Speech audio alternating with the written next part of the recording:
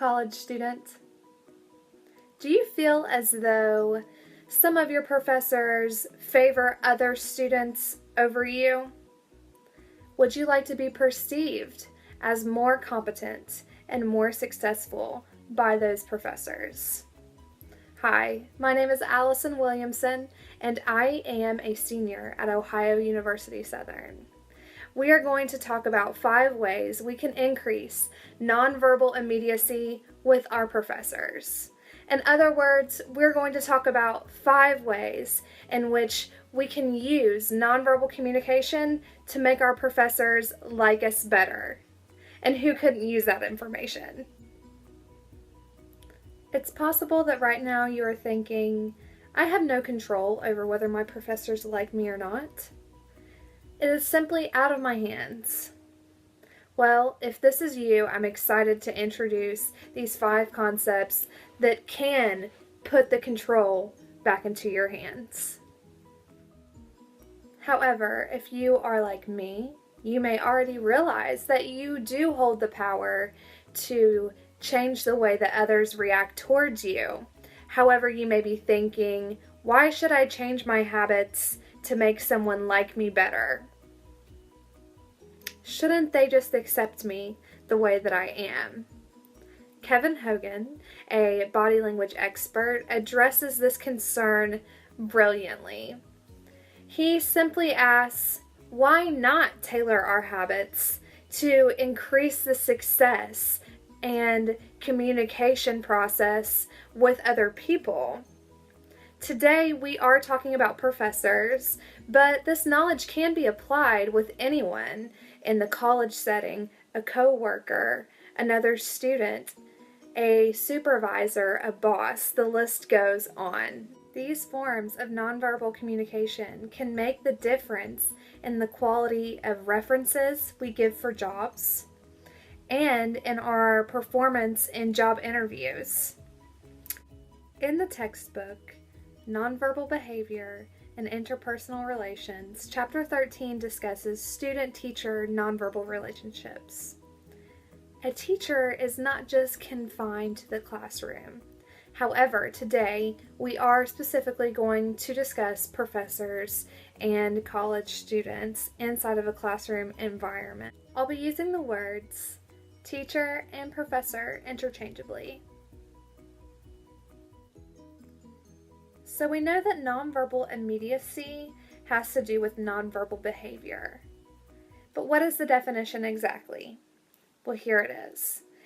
Nonverbal immediacy is defined as the effective use of nonverbal messages to show openness, friendship, and empathy that increases liking in another person. The positive effects of increased nonverbal immediacy with your professors is increased student-teacher communication and interaction, reduced anxiety by you, the student, due to difference in status with your professor, and an overall increase in favoritism from your professor. If that doesn't sound like a win-win situation, I don't know what is. While there are several ways that we can go about increasing our nonverbal immediacy with our professors, we're going to discuss 5. Number 1, be attractive. While this is humorous, it is true. Studies have shown that attractive people are perceived as more likable, more friendly, more sociable, more popular and successful. Now, we cannot control our biological features. However, we can control our appearance through our hair, through our dress, and through the artifacts that we wear. Students who dress sloppy are perceived as lazy. So if you do want to be perceived as successful, dress in a neat, clean, culturally acceptable manner, and your teachers are more likely to interact with you and to help you with assignments. Number 2, move your body. Those who make very little body movements are perceived as boring or unanimated. Students who slouch in their chairs are perceived by their teachers as bored, rude, or arrogant. One of the best indicators of interest in a person's body movement is body positioning. Teachers take delight in students looking as if they are interested in what they are having to say. One way we can show interest with our bodies is by sitting up straight, leaning slightly forward, and then if we want, we can bring a fist to our chin.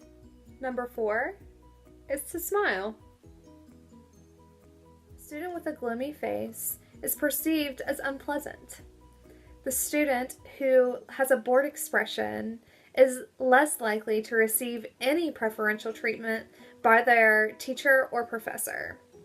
In contrast, smiling has been long associated with liking, affiliation, and immediacy. So smile. Your professors will appreciate it, and you'll more than likely get a smile back. Number 4 is simple and straightforward. It's eye contact. Those who do not make eye contact are perceived as uninterested, while those who do make eye contact are perceived as interested and overall better students by their teachers and professors.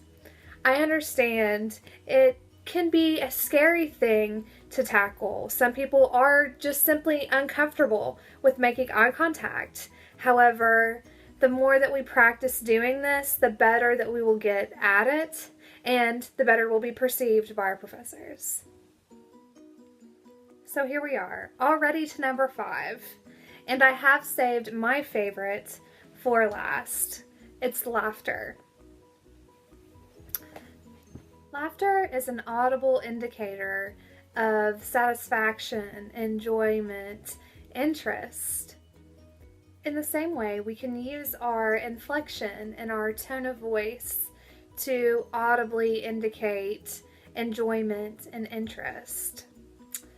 If we think about professors that we've had before and think like a student as we are, we can probably gather that we do not like professors with a monotone voice who speak like this through an entire hour and a half lecture, right?